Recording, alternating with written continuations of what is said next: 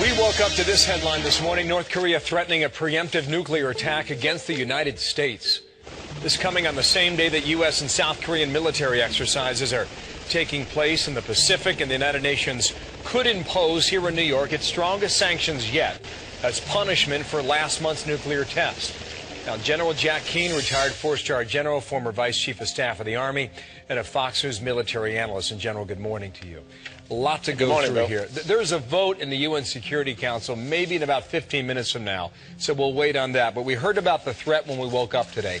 It's happened before, but is this different, a different kind of threat from North Korea? Well, not really. I mean, it's different in the sense that it's Kim Jong-un doing it, the 28-year-old leader of the country. And, you know, he's frustrated by these sanctions that are going to take place today, and certainly the fact that Russia and China, after weeks of negotiation, have also agreed to these sanctions. The Chinese in particular, I mean, they are frustrated with the North Koreans because they laid the law down and they told them, listen, we got a transition in power taking place in our country. We don't want trouble on the peninsula.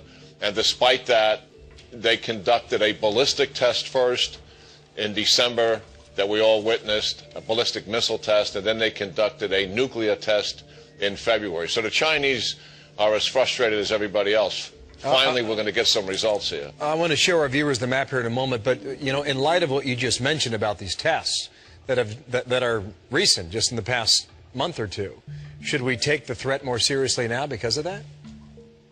Well, most analysts, including myself, think it's saber-rattling, but nonetheless, you know, the Pentagon takes the capabilities that the North Koreans have seriously. I mean, this is a country with a nuclear weapon, probably 4 or 5, and they're trying to weaponize that in the sense they want to put it on a ballistic missile.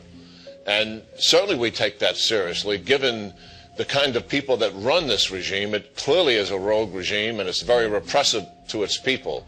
But the truth is, they do not have any interest in territorial expansion. They're trying to preserve what they have. They have a nuclear weapon to guarantee the preservation of the regime. That's fundamentally what is taking place. The other thing is to keep in mind, you know, the cooperation, to what extent it is with Iran right now, too, in that nuclear program. Here are the players in the region: Japan to the east, Russia, China, South Korea here. Advanced at one time, going back to 1953. 38th parallel was what set up North and South Korea. That was the armistice that was agreed to. Still technically at war today. And just 2 days ago, the North, again, they threatened to blow up that armistice that's been in place since 1953. One last thing here, General, I want to ask you about this, too, and that's the range of capability that North Korea may or may not have. Here's Hawaii on the map down here with Honolulu, said to be a range of 6,200 miles, which, if that is the case, General, that would take in, what, Anchorage, Seattle, Portland, San Francisco, Las Vegas, and Los Angeles, in addition to Hawaii. Do we believe they are this capable with this range at the moment with their rocket system? No, they don't have that kind of range yet, but they're clearly developing that range, and they eventually will have that kind of capacity, because they've got the scientists and the technicians, you know, to be able to do that. And they certainly want to achieve that. They're going to advertise it because they use it as political brinksmanship in their negotiations with the United States. Now, one more thing here on this UN vote. It may grab a headline this afternoon. Do you expect much, if anything, to come from new additional sanctions against North Korea? There'll be some sanctions, you know, in terms of some restrictions on the international banking, some control of trade. But the truth of the matter is, Bill, we've been here before on sanctions, and they developed a nuclear weapon. We've been here before on sanctions, and now they've got a capability of a missile and a weapon. It will have no impact on the regime. Wow. General, thank you for your insight. Jack Keane.